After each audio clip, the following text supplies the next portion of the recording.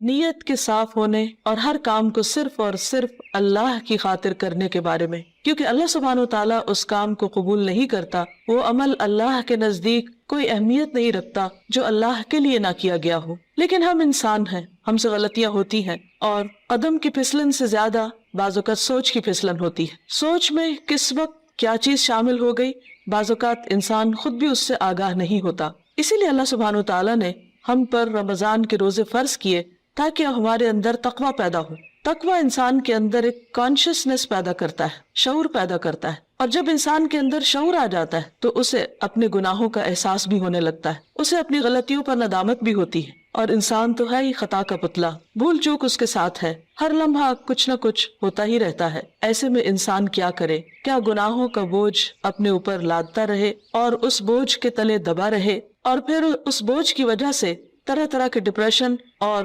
غم اور دکھ کا شکار رہے؟ نہیں، اللہ رب العزت واسع المغفرہ ہے، غفور الرحیم ہے، وہ اپنے بندوں کے گناہوں کو معاف کرتا ہے۔ رمضان کا مہینہ اس اعتبار سے ایک بہترین موقع ہے کہ ہم سب اپنے رب کی طرف رجوع کریں، انفرادی طور پر بھی اور اجتماعی طور پر بھی، اور اپنے گناہوں کی معافی مانگے۔ اللہ تعالیٰ کا وعدہ ہے کہ جو شخص سچے دل سے گناہوں کی معافی مانگے گا، اللہ تعالیٰ اس کو ضرور معاف کر دے گا، اور اللہ تعالیٰ کو معاف کرنے میں کچھ مشکل نہیں۔ قرآن مجید میں اللہ تعالیٰ فرماتے ہیں، قُلْ يَا عِبَادِيَ الَّذِينَ أَسْرَفُوا عَلَىٰ أَنفُسِهِمْ لَا تَقْنَطُوا مِن رَحْمَةِ اللَّهِ إِنَّ اللَّهَ يَغْفِرُ الذُّنُوبَ جَمِيعًا۔ آپ کہہ دیجئے کہ اے میرے بندو جنہوں نے اپنی جانوں پر زیادتی کی ہے، جنہوں نے خود پر ظلم کیا ہے، لا تقنطوا من رحمت اللہ، اللہ کی رحمت سے مایوس نہ ہو جاؤ، بے شک اللہ سارے گناہ معاف کر سکتا ہے۔ اللہ تعالیٰ کے لیے کچھ بھی مشکل نہیں۔ ضرورت اس بات کی ہے کہ بندہ سچے دل کے ساتھ، پورے اخلاص کے ساتھ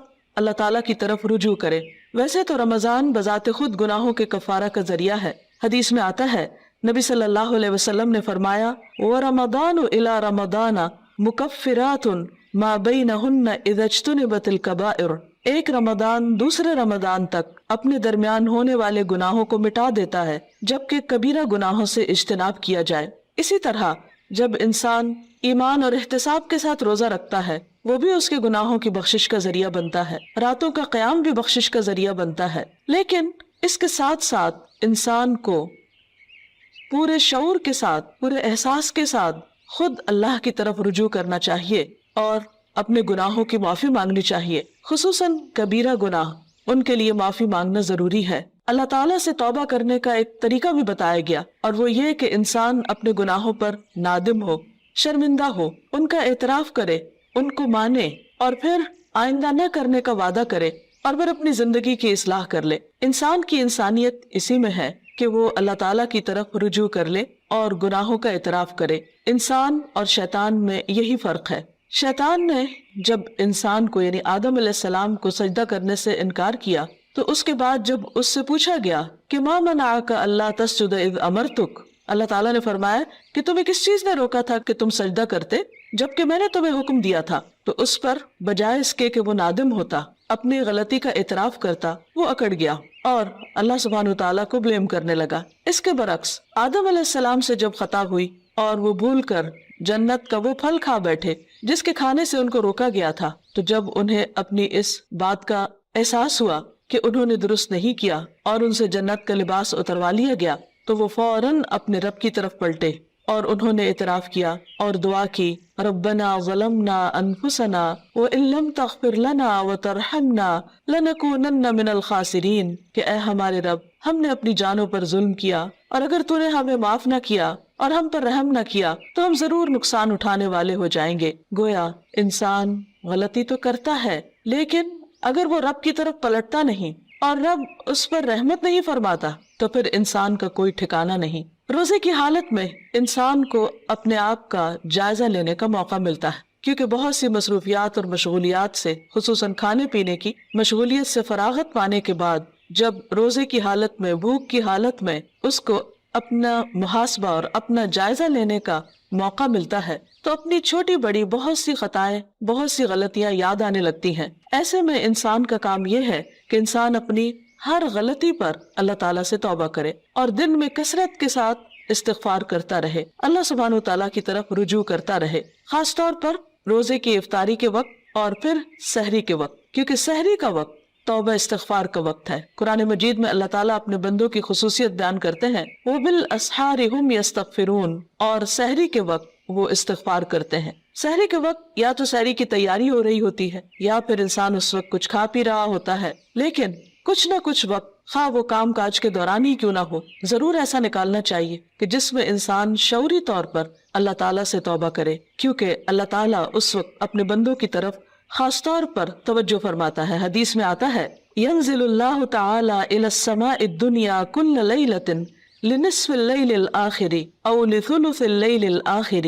فيقول من ذا الذي يدعوني فأستجيب له من ذا الذي يسألني فأعطيه من ذا الذي يستغفرني فأغفر له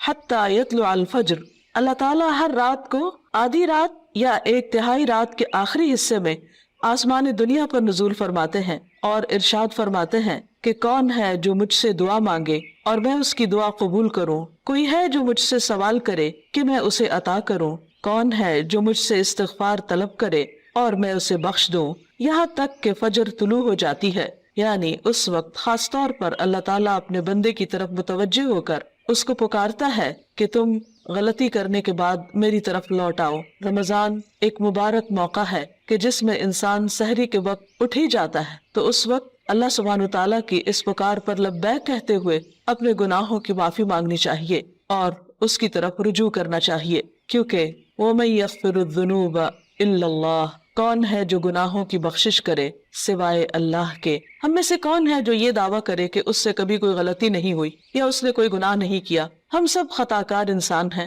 اور ہم سے غلطیاں ہوتی ہیں، لیکن غلطی پر توبہ کرنا اور غلطی پر شرمندہ ہونا انسان کی فطرت میں ہے۔ اگر انسان اس فطرت کو مسخ نہ کر دے تو جو ہی کوئی گناہ ہوتا ہے انسان کا ضمیر فوراً ہی اسے آگاہ کرتا ہے کہ تم سے غلطی ہوئی ہے اور انسان اپنے رب کی طرف پلٹنا چاہتا ہے، لیکن بعض اوقات انسان کا نفس اس کو دھوکہ بھی دے جاتا ہے اور بجائے اس کے کہ انسان غلطی کا اعتراف کرے، انسان اپنی غلطی پہ پردہ ڈالنے لگتا ہے، اس کو جسٹیفائی کرنے لگتا ہے اور پھر غلطی پہ غلطی کیے چلے جاتا ہے۔ کیونکہ ہوتا یہ کہ جب انسان ایک گناہ کر لیتا ہے، اللہ کی ایک حرمت کو پامال کرتا ہے، اللہ تعالیٰ کی ایک نافرمانی کرتا ہے، تو پھر اس کے بعد اس کی جھجک ختم ہو جاتی، اس کی حیا ختم ہو جاتی، پھر وہ دوسرے گناہ کے لیے دلیر ہو جاتا ہے اور پھر گناہوں کا سلسلہ چل پڑتا ہے۔ اور اگر انسان توبہ نہیں کرتا تو وہ ایک سیاہ نقطہ جو دل پر لگتا ہے ایک گناہ کی وجہ سے، وہ نقطہ پھیلنے لگتا ہے حتیٰ کہ گناہوں کے ساتھ پورا دل سیاہ ہو جاتا ہے اور پھر انسان کے اندر سے احساس بھی ختم ہو جاتا ہے۔ اس کے باوجود انسان کو مایوس نہیں ہونا چاہیے۔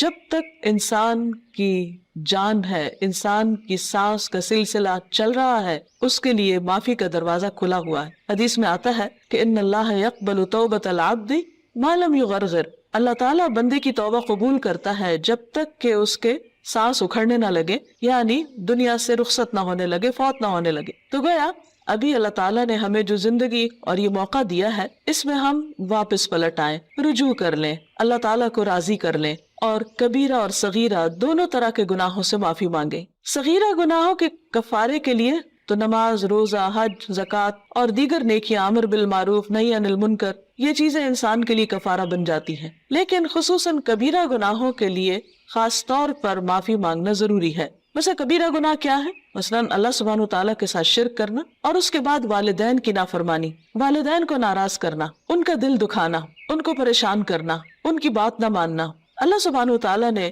ایک نہیں کئی بار اپنے حق کے بعد انسانوں میں سے سب سے پہلا حق جس کا بتایا وہ والدین ہے، اور اللہ تعالیٰ کی رضامندی والد کی رضامندی میں ہے اور اللہ تعالیٰ کی ناراضگی والدین کی ناراضگی میں ہے۔ والدین کو ناراض کرنا کبیرہ گناہ ہے، اور اگر انسان کی وفات اس حال میں ہو جاتی تو اس وقت تک معافی نہیں ہوگی جب تک کہ والدین معاف نہ کر دیں۔ حقوق و لباد کے سلسلے میں جو بھی حق تلفی ہوتی، خواہ والدین کی نافرمانی یا کسی اور کی، یہ بات یاد رہے کہ انسان کو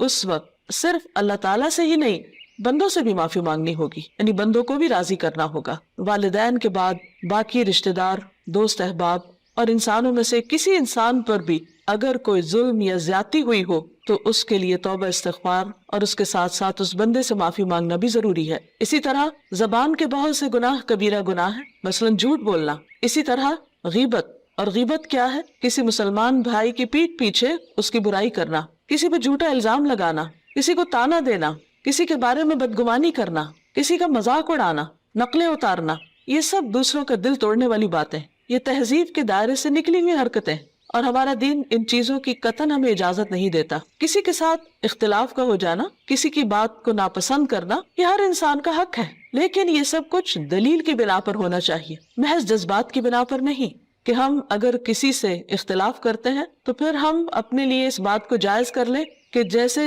چاہیں پھر اس کے ساتھ معاملہ کریں، یا جیسے چاہیں اس پر الزام تراشی کریں، اور پھر اس کے بعد خود کو سچا ثابت کر کے یا اپنے آپ کو مطمئن کر لیں، تو یہ بات جائز نہ ہوگی، یہ کافی نہ ہوگی۔ انسان کے لیے خود اس کا سب سے بڑا دشمن اس کا اپنا نفس ہے، اور انسان بعض اوقات باہر کے دشمن کو پہچان لیتا ہے لیکن اندر کے دشمن کو نہیں پہچانتا، جب وہ انسان کو غلطی پر تھپکیاں دے کر سلا دیتا ہے، یا اس کو مطمئن کر دیتا ہے، یا پھر اسے صرف دوسروں کے عیب دکھاتا رہتا ہے اور اپنے عیب بھلوا دیتا ہے۔ اس لیے بہت ضروری ہے کہ ہم ان تمام گناہوں، خواہ وہ جسم سے تعلق رکھتے ہوں، خواہ وہ دل سے تعلق رکھتے ہوں، خواہ وہ زبان سے تعلق رکھتے ہوں، ان تمام گناہوں پر نمبر 1 شرمندگی کا اظہار کریں، نمبر 2 ان کا اعتراف کریں، نمبر 3 آئندہ نہ کرنے کا وعدہ کریں، اور نمبر 4 اللہ رب العزت سے دعا کریں کہ وہ ان گناہوں کو ڈھانپ دے، ان کو ہمارے نامہ اعمال سے مٹا دے، اور ہماری توبہ کی وجہ سے ان گناہوں کو بھی ہماری نیکیوں میں بدل دے،